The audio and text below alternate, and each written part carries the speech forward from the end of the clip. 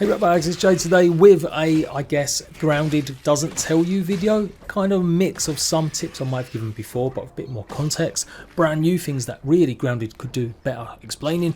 And some people might consider it a bit spoilerific, showing you some of the stuff that you can unlock by going and getting certain discs. But I'm going to be pretty vague when it comes to the story. So hopefully this video does help you out. Go and check out the rest of my guides I've done on all sorts of things like getting weapons, unlocking new stuff. If you've got a top tip, let me know, and if you do find it useful this video, leave a like. Let's go. This one I'm sure you worked out, but if you're riding your ant buggy in any kind of anthill or past some of the soldiers, they won't attack you. Super useful for getting eggs, and speaking of eggs, if you actually go and nab one by pressing the Y button instead of gather, any ants will leave you alone. It's meant to be so that you can throw things at enemies, although it doesn't do that much damage when you use things like grass planks and stuff. So yeah, use it to go and get more buggies for your friends if you plan multiplayer, or building an army is even quicker now. Aphit Slippers and Natural Explorer mutation, which gave you speed boost in Grounded 1, were goated. You trigger it by finding different locations in the game, but obviously in Grounded 2 we haven't got lots of sights and wonders, so you are limited to how far you can upgrade your Aphid Slippers. So I just recommend using ants instead. But yeah, I do think it's worth pointing out, just in case you hadn't looked at the tab, that there aren't enough. And when it comes to finding locations, do double check landmarks. Bit of an issue in Grounded 1 for literally like a year and a half, 2 years before they fixed it, was that some locations won't trigger that they're actually appearing on your map as a landmark until you've walked around pretty much every angle to the entrance. Some tunnels do this, but they seem to be a bit more reliable, but other things, yeah, so just run around any landmarks that you come across and double check them against what it says in the map in that region if there's any still to find. Same tip as Grounded 1. With berries, don't go ahead and craft actual leather in your crafting bench. It takes up 3 of each berry to do so. It is far better to go and take the extra time, kill some bombardier beetles and set up some jerky racks. It's pretty much their only use since dried meats are kind of rubbish and there's so many other ways to get food in the game. Especially early on when you might not have got as many berries as you want, or you're going to need it for lots of armors in co-op. You definitely want to be utilising the jerky racks, and of course make sure you go ahead and replace them, take any leather off and put some new ones out just before you sleep, as they'll be ready and done the next day. And speaking of nighttime, it's actually not such a terrible thing to do to explore at night. You will run into more wolf spiders and certain other creatures. It looks like scorpions still patrol quite a bit, but a lot of other creatures sleep. They of course will still wake up if you go ahead and get a bit too close or hit them, but it's actually a really good way to hunt down bees, since there isn't as many of them as easy to get as they used to congregate around a certain point in Grounded 1. In Grounded 2 they're flying much higher. So if you're looking for more bee fuzz, especially for all your stuffed bugs, go ahead and find them much easier on the ground while you're using your resource finder. Another little warning about the resource finder is, at the moment it seems to be showing specific locations where creatures can spawn, as well as the actual creatures themselves. So you've been a bit surprised you can't find something even though it's telling you it's there. Well, it's because it's more than likely going to spawn there as well. Might be a bug, but it's happened quite a few times now to be something, not just maybe my mistake in not finding them. I've seen some comments saying that it only works for the region you're in, but that's not true at all, or that it works on an area that you have only discovered. Again, that's not true. So it just seems a bit buggy at the moment. Or it's by design that some resources will be shown up map wide, but others only in certain locations, which would be kind of weird. Another thing to point out that Gran doesn't really tell you either, that a lot of the bug parts that you scan will just be pretty much in egg sacs. A lot of old timers know this, but you should really look for the more unique, rare bug parts that you get. So for example, from the snail, don't try searching snail group, as the young baby snails will drop that. Instead, look for the eyes. As soon as you manage to get one, make sure you go and scan it. That's why it's so important to scan all your resources, and why you should always build pretty close to a resource analyzer in the early game. That's the same deal, and maybe even more so, because Grounded 2's got a lot more baby variants of creatures. They generally don't drop as many resources as the adult versions. So as soon as you find a rare resource, make sure you scan it and then go ahead and search it on the actual finder, and you'll have more chance of coming across the creatures you really want to take on.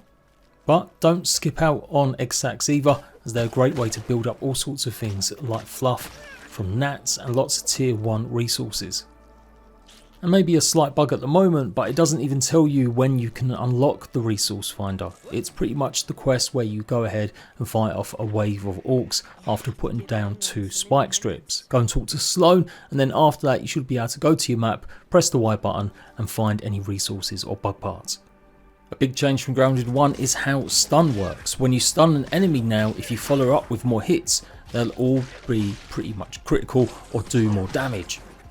Previously it was the stun hit itself that did more damage, and it would keep the enemy at bay for a few seconds to get just extra hits in maybe, which means stun is a really much more valuable weapon type in Grounded 2. Of course, what Grounded doesn't tell you is that some creatures are very immune to stun and others are really weak to it. That's a hidden stat that you probably never see, so bear that in mind. The stun and crit hit is pretty good for every creature, but some creatures really will take a lot to stun. Some getting Grounded with early access launch is kind of limited. There's only so many shells you can find in the world because you can't break the shells until they add another update with tier 3 items. And of course a top tip I'm sure you guys worked out, but if you upgrade your gear it automatically repairs it for you. So it might be worth getting some more use out of certain weapons and armour before you go ahead and repair to save on resources. Thankfully at the moment it's only the snow armour that you can't go ahead and repair. The Cortana and other special weapons can all be repaired with stuff that you can get in the game. So think about that before you start making snail armour for all of your friends. You may be a bit limited and want to save some of them shells for repairs. Not such a big problem in Grounded 2, and you're going to be hearing this a lot because they've improved so much, but some of the upgrade stones, well actually all of them, respawn now. They were finite in Grounded 1, so you had to go and get recipes to craft new ones out of bug parts and sap. But the game doesn't tell you this because obviously it's hiding some of these unlocks behind the discs that you find in the park. It's not such a big deal that you have to maybe rush these to go ahead and be able to upgrade your gear, since you can only upgrade it up to level 3 at the moment. But yeah, worth pointing out and really worth not stopping getting sap. So make sure you've got a sap farm going and you've built the sap collectors and you're regularly checking on it so you've got a good supply for eventually when you might need to make a lot more. Likewise, don't pass up the opportunity to dig up grubs. And if you haven't actually unlocked the smithing station yet, well, you will find that as part of the early quests where you go and retrieve a stolen disc. Towards the end of the video I will give a little bit more of info about what each disc unlocks. Mushroom bricks will be coming back to Grounded 2 in the future, but for now you might feel like your actual grinder is pretty useless as it really can only grind grass weeds, but this is essential if you want to get lots of grass rope. Also the milkweed tufts don't really have much use at the moment, so make sure you make that into milkweed chunks and you'll get 6 back for each one, so this is a great way to get some resources. Also don't bother going and picking up plant fibre or chopping grass stalks down. You get so much more by going ahead and using a weed stem. So if you've got a big project where you need lots of grass rope, yeah, don't go around like this. Instead, go ahead and chop down a husky weed or a dandelion tuft for tier 1 and then put that through the grinders instead. This one's a bit sneaky because it does tell you exactly how many you're going to get, but I think a lot of players might just dismiss it since it doesn't have the main use, which was to make the mushroom slurry for bricks.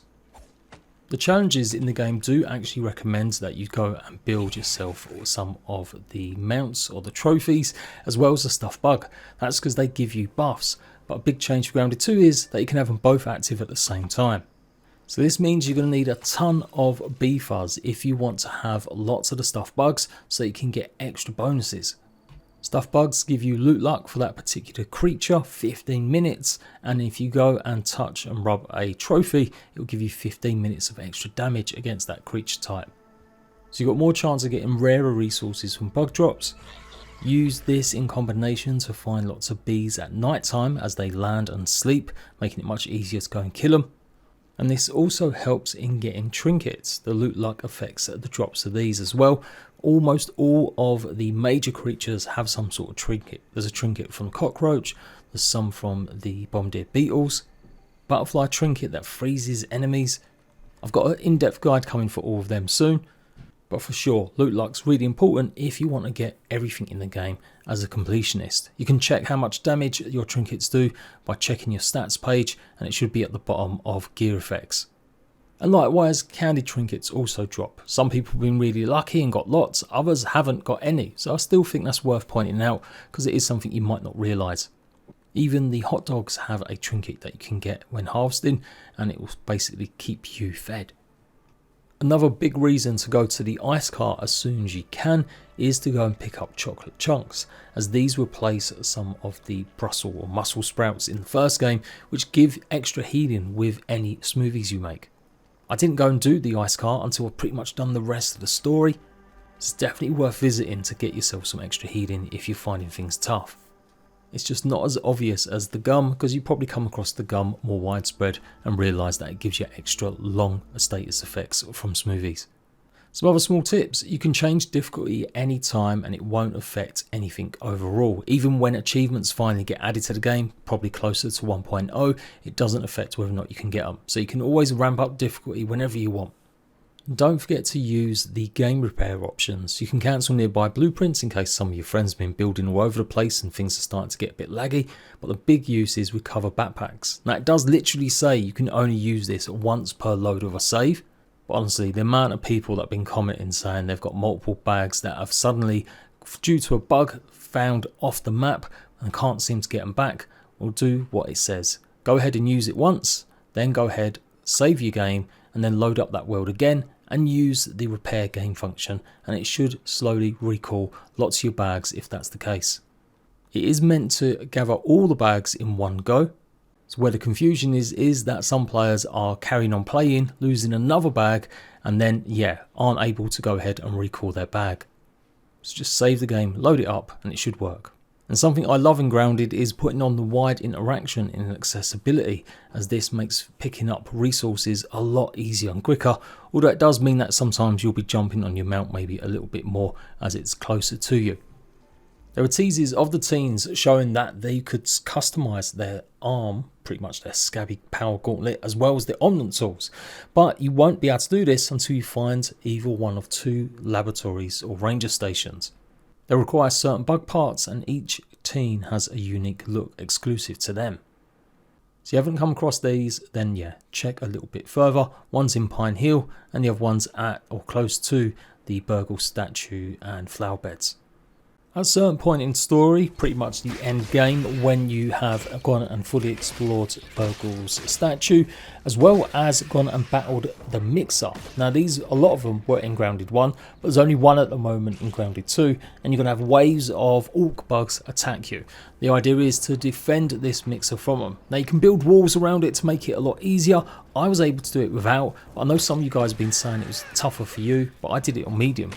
Right, it should be complete the mixer and it stops orc attacks from hitting you anymore.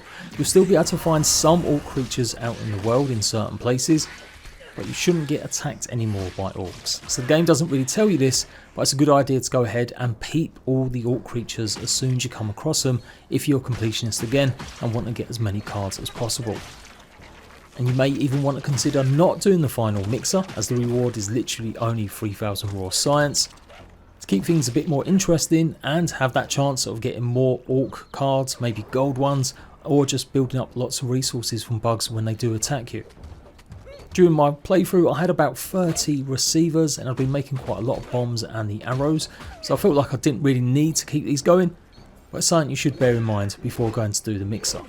But don't panic if you already passed this stage. I'm pretty sure in future updates there'll be more orc bugs to fight and peep. Once you complete the main quest line, you are given a line that the door has been opened to the office balcony.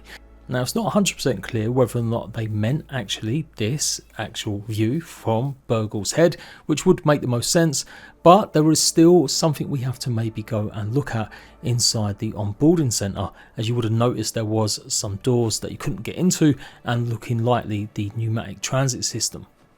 But yeah, that's still locked off as well. So don't panic or worry too much. I don't think you're really missing out. But yeah, a lot of people seem to think there's some secret office.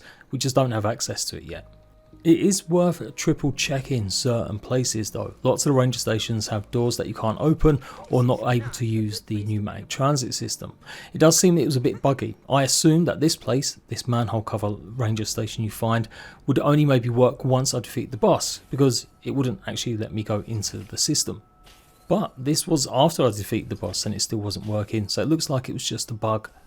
Because when I came back here a few days later, it was then working, and it took me to another shortcut involving the sewer pipe that you actually go into to get into the upper flower bed area and the Burgle statue. You can also get a gold molar and some upgrade rocks in this place as well. And I think this is also worth pointing out because it's not extremely clear. You do come to a statue checkpoint, which you don't really have much use of. There's literally only some water in here, no beds, nothing else other than a door to a pneumatic transit system that you can't get into. Well, to get to that place and open it up, there is a special pneumatic system you can use, but you do have to go up to the next floor to activate it. I think it's really easy to miss this because maybe you just weren't paying attention, especially with a cutscene triggering for me.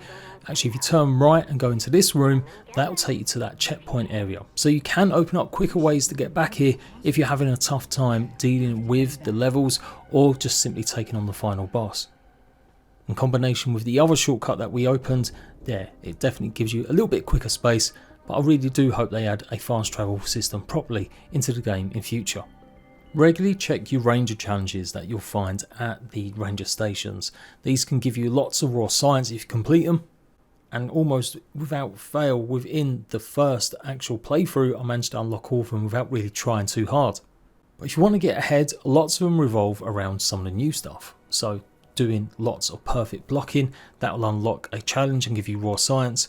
Breaking a bug's block with your special attack, that also gives you some raw science, things like that. So if you're going to make some smoothies, make 5 smoothies. If you're going to make some bandages, make 5 of them, and you'll breeze through a lot of the challenges a bit quicker. And then of course you always come back here and check which ones you've still got to do, although it only shows the last 3 or 4 that you've got to do before you unlock more.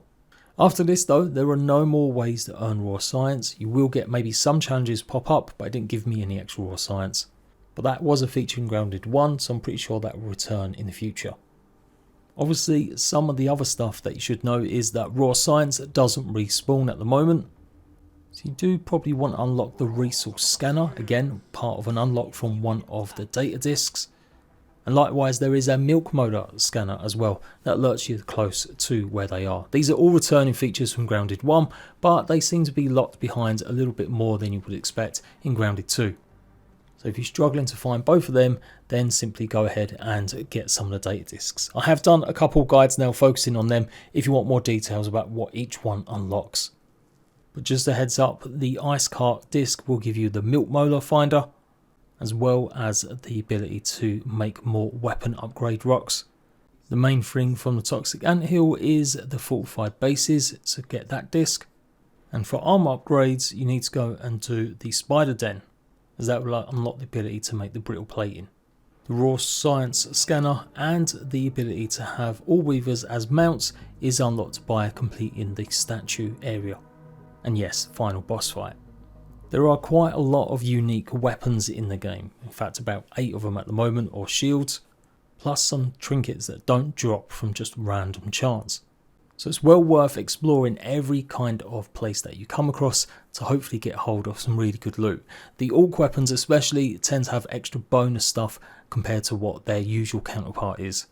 So even if you can't get something yet because you haven't got the resource or tools to do it, make sure you mark it and come back later. And that's pretty much it for now. Let me know if that's been helpful to you, whether you're not an old player or a new player, and look out for more guides from me incoming about how to get all the special weapons and a lot more. Until next time, RATBAGGERS, I'll catch you later.